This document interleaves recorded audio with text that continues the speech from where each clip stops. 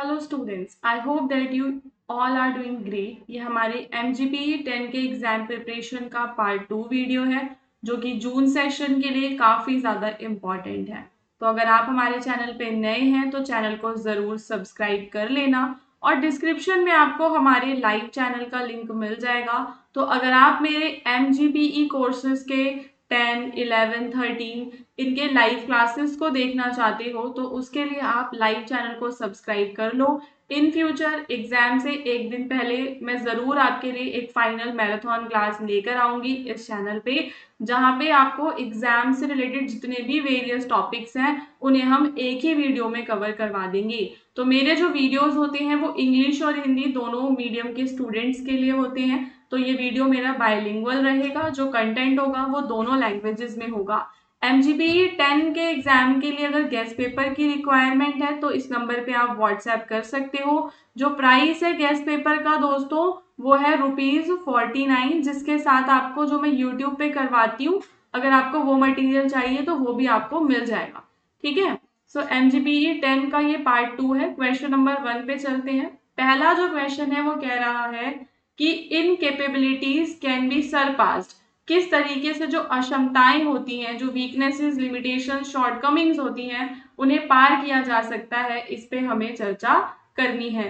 तो अक्षमताएं वे कमजोरियां, सीमाएं या कमियां हैं जो व्यक्ति या संगठन को अपने लक्ष्यों को प्रभावी ढंग से प्राप्त करने से रोकती है। ठीक है, तो मान लो मैं एक व्यक्ति हूँ या फिर हमारा कोई बड़ा संगठन है और हम अपने लक्ष्यों को प्राप्त करना चाहते हैं, लेकिन हम अपने लक्ष्य को प्राप्त नहीं कर पा रहे, तो उसके पीछे के जो कारण है यानी जो कमजोरियां हैं, सीमाएं हैं, कमियां हैं, वो इन कैपेबिलिटीज यानी कि अक्षमताओं के अंतर्गत आता है। अब कैसे हम अपनी इन कैपेबिलिटीज को सरपास कर सकते हैं? जो पहला तरीका है कि हम कोई नई स्किल सीख सकते हैं, मतलब हमें अपनी एफिशिएंसी और अपने कॉन्फिडेंस, ठीक है, कौशल, दक्षता और आत्मविश्वास को बढ़ाने की जरूरत है। तो उसके लिए हम शिक्षा या प्रशिक्षण ले सकते हैं। दूसरा काम, हमें दृढ़ मेहनत करनी पड़ेगी, हार्डवर्क करना पड़ेगा और ऐसे एफर्ट करने पड़ेंगे जिससे कि जो हमारी वीकनेसेस हैं, ठीक है, निरंतर प्रयास और दृढ़ निश्चय से कमजोरियों को दूर किया जा सकता है। हमें प्रॉपर प्लानिंग करनी है, टीम वर्क हमें करना है, हम नई टेक्नोलॉजी का यूज कर सकते हैं। तो गुड प्लानिंग से क्या होगा, जो भी आपके गोल्स हैं आप उन्हें अचीव कर पाओगे। टीम वर्क के माध्यम से आप दूसरे लोगों के साथ जो है मिलकर काम करोगे। टेक्नोलॉजी आपकी प्रोडक्टिविटी को बढ़ाएगी, डिफिकल्टीज को कम करेगी। समझ रहे हो? तो यहाँ पे आपके क्या क्या मेजर चीजें आ गई कि आप नई स्किल को सीखोगे तो एफिशिएंसी और आपका कॉन्फिडेंस इंक्रीज होगा। हार्डवर्क के माध्यम से किया जा सकता है, प्लानिंग के माध्यम से किया जा सकता है। तो काफी सारे तरीके हैं, जो उपाय हैं अपनी अक्षमताओं को दूर करने के लिए। शिक्षा और प्रशिक्षण, परिश्रम करना, दृढ़ संकल्प लेना, उचित योजना बनाते हुए सहयोग और टीम वर्क करना। जब हम दूसरों के साथ मिलकर काम करते हैं, इससे व्यक्तिगत जो कमियां हैं उनकी भरपाई होती है, प्रौद्योगिकी का उपयोग किया जा सकता है और अपनी गलतियों को पहचान कर सुधार करने से विकास होता है। ठीक है, तो जो भी आपकी मिस्टेक्स हैं, ठीक है, आपको अपनी मिस्टेक्स को क्या करना है दोस्तों, मिस्टेक्स में सुधार करना है तो एफिशिएंसी आएगी। एक पॉजिटिव एटीट्यूड रखना है, मतलब जो भी चैलेंजेस हैं अगर आपको उन चैलेंजेस को ओवरकम करना है तो उन चैलेंजेस के प्रति यहाँ पे इम्पॉर्टेंट हो जाता है एक पॉजिटिव एटीट्यूड को मेंटेन करना। ओवरऑल जो इनकेपेबिलिटीज है इन्हें सरपास किया जा सकता है education, hard work, planning, cooperation, self improvement, इन सब के माध्यम से इसको क्या किया जा सकता है, सरपास यानी खत्म किया जा सकता है, पार किया जा सकता है। इसके बाद जो हमारा दूसरा क्वेश्चन है, यहाँ पे आपको की आर्ग्यूमेंट्स बताने हैं कॉन्टिंजेंट थ्योरी के regarding the source of conflict. तो संघर्ष के स्रोत के संबंध में आकस्मिक सिद्धांत के प्रमुख तर्कों को इंगित कीजिए। तो गाइस यहाँ पे जो कॉन्फ्लिक्ट है वो इनएविटेबल पार्ट है ह्यूमन सोसाइटी का, और ये आता है वेरियस इश्यूज के, वेरियस जो फैक्टर्स है ना उनकी वजह से। ठीक है ना, तो यहाँ पे जो आपके फैक्टर्स क्या क्या हो सकते हैं, आपके सामाजिक, राजनीतिक, आर्थिक और मनोवैज्ञानिक हो सकते हैं। तो कॉन्फ्लिक्ट एक ऐसी चीज है, इनएविटेबल है, मतलब अनिवार्य है, समाज में कॉन्फ्लिक्ट होगा ही होगा। अब क्योंकि कॉन्फ्लिक्ट का कोई एक फैक्टर नहीं होता, उसके काफी सारे फैक्टर्स होते हैं, सामाजिक, राजनीतिक, आर्थिक होते हैं। तो डिफरेंट डिफरेंट जो थ्योरीज हैं वो कॉन्फ्लिक्ट के सोर्सेज को अलग अलग तरीके से बताती हैं। तो यहाँ पे जो हमारी पहली थ्योरी है कॉन्टिजेंट थ्योरी, ये कहती है जो कॉन्फ्लिक्ट है उसके पीछे कोई एक कारण नहीं होता, कुछ स्पेसिफिक सिचुएशंस और कुछ सर्कमस्टेंसेस होते हैं, उन पर ये डिपेंड करता है। तो कॉन्टिजेंट थ्योरी जो है वो कॉन्फ्लिक्ट को एक सिचुएशन डिपेंडेंट फेनोमेनन मानती है। ठीक है, आकस्मिक सिद्धांत संघर्ष को परिस्थितियों पर निर्भर घटना मानता है। इस थ्योरी के हिसाब से जो कॉन्फ्लिक्ट के कॉजेज हैं वो वेरी करते हैं from one situation to another. Therefore, conflict should be analyzed in its specific social, political, economic और cultural context. ठीक है, तो क्या इंपॉर्टेंट हो जाता है, कॉन्फ्लिक्ट को एनालाइज करना, वेरी करते हैं, एक सिचुएशन से दूसरी सिचुएशन में परिस्थिति भिन्न हो सकती है। कौन कौन से की आर्ग्यूमेंट्स हैं, तो पहला है कि कॉन्फ्लिक्ट मतलब कि ये सिर्फ इस थ्योरी से जुड़ा हुआ है, इस थ्योरी में कहा जाता है कि संघर्ष का कोई एक कारण नहीं होता। ठीक है, डिफरेंट कॉन्फ्लिक्ट अलग अलग डिफरेंट सर्कमस्टेंसेस में आते हैं। जो सोर्स ऑफ कॉन्फ्लिक्ट है सिचुएशनल फैक्टर के अनुसार चेंज होता रहता है। पॉलिटिकल, इकोनॉमिक, सोशल जो कंडीशंस हैं वो उस कॉन्फ्लिक्ट को समय समय पर इन्फ्लुएंस भी करती रहती हैं। अब यहाँ पे मिसअंडरस्टैंडिंग का एक रोल इंपॉर्टेंट होता है। तो संघर्ष प्रायः धारणाओं में अंतर या संचार की विफलता के कारण होता है। तो मिसअंडरस्टैंडिंग की वजह से दो ग्रुप्स के बीच में टेंशन हो सकती है।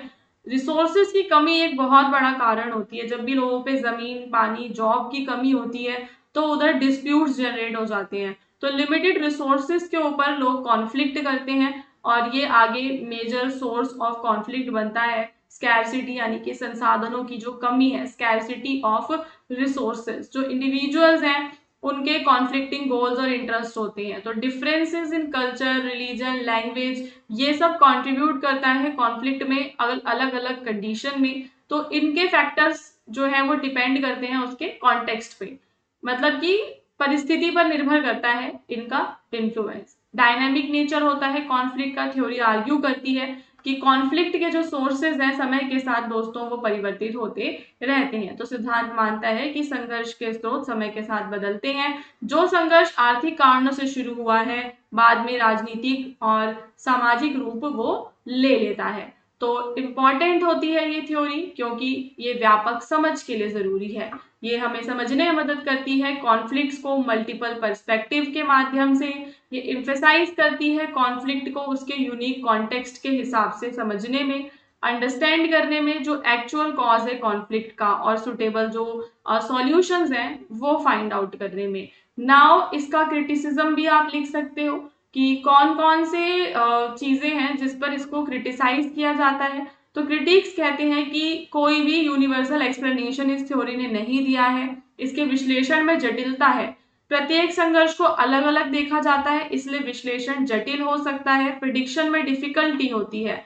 तो कॉन्टिजेंट जो थ्योरी है वो आर्ग्यू करती है कॉन्फ्लिक्ट का कोई भी एक सिंगल सोर्स नहीं होता, काफी सारे फैक्टर्स होते हैं, और एम्फेसाइज करती है कॉन्फ्लिक्ट को उसके अपने संदर्भ में समझा जाना चाहिए। देयरफॉर ये जो थ्योरी है हमें एक फ्लेक्सिबल और रियलिस्टिक फ्रेमवर्क प्रोवाइड करती है सोर्सेज ऑफ कॉन्फ्लिक्ट को एनालाइज करने में। इसके बाद हमारा अगला क्वेश्चन है जहां पे आपको गांधी के जो मेथड्स थे कॉन्फ्लिक्ट रेजोल्यूशन के वो डिस्क्राइब करने हैं। तो महात्मा गांधी का विश्वास था कि जो कॉन्फ्लिक्ट है उन्हें रिजॉल्व किया जाना चाहिए। Mahatma Gandhi believed that conflict should be resolved through the truth, non violence and mutual understanding. किसी भी तरह की फोर्स या वायलेंस की तरह नहीं ऐसा होना चाहिए। तो मेन जो मेथड है वो क्या क्या है, ट्रुथ यानी कि जो सत्य है, सत्य का रास्ता अपनाकर हम कॉन्फ्लिक्ट को सुलझा सकते हैं, है ना। जो भी आपके डिस्प्यूट्स हैं अगर आपको उन्हें सेटल करना है तो ऑनेस्टली कर सकते हो, फेयरली कर सकते हो। अहिंसा की यहाँ पे बात होती है। तो वॉयलेंस ज्यादा कॉन्फ्लिक्ट क्रिएट करता है और नॉन वॉयलेंस क्या करता है, पीस को प्रमोट करता है। महात्मा गांधी सत्याग्रह, अहिंसा और सत्य इन सब पर ही जोर देते थे, संवाद और वार्ता पर जोर देते थे कि कहीं पे भी कॉन्फ्लिक्ट हो रहा है तो वहां पे ओपन डिस्कशंस होने चाहिए ताकि एक दूसरे के जो व्यूज हैं उन्हें समझा जा सके, सहिष्णुता होनी चाहिए, सम्मान की भावना होनी चाहिए। गांधी का विश्वास था suffering for a just cause can influence opponent positively, यानी कि अगर आप न्यायपूर्ण उद्देश्य के लिए कष्ट सह रहे हो तो ये आपके विरोधियों को प्रभावित करेगा, जिसे कहते हैं सेल्फ सेक्रीफाइस, आत्म बलिदान देना। तो कॉन्फ्लिक्ट एंड होना चाहिए रिकंसिलिएशन की तरह, मतलब मेल मिलाप से, ना कि किसी भी तरीके की शत्रुता से। तो गांधी का जो मेथड है ओवरऑल वो ट्रूथ, नॉन वायलेंस, इन सारी चीजों पर ही बेस्ड है। और ये ऐसे मेथड्स है जो हमें lasting peace and justice achieve करने में हेल्प करते हैं। इनमें किसी भी तरीके के फोर्स का यूज नहीं किया गया होता। ठीक है, सो ये आपका फाइनल हो जाता है। तो टोटल मैंने इसके 2 पार्ट्स बनाए हैं। इसके बाद मैं मैराथन रिवीजन क्लास लेकर आऊंगी आप सभी के लिए। अराउंड 10-12 क्वेश्चंस हम वहां पे भी कवर कर लेंगे। लाइव चैनल को सब्सक्राइब कर लेना। अगर गेस्ट पेपर की रिक्वायरमेंट हो तो डिस्क्रिप्शन में दिए हुए व्हाट्सएप नंबर पे कांटेक्ट करना। डिस्क्रिप्शन में आपको व्हाट्सएप का चैनल भी मिल जाएगा, उसको ज्वाइन करना बिल्कुल मत भूलना। ओके।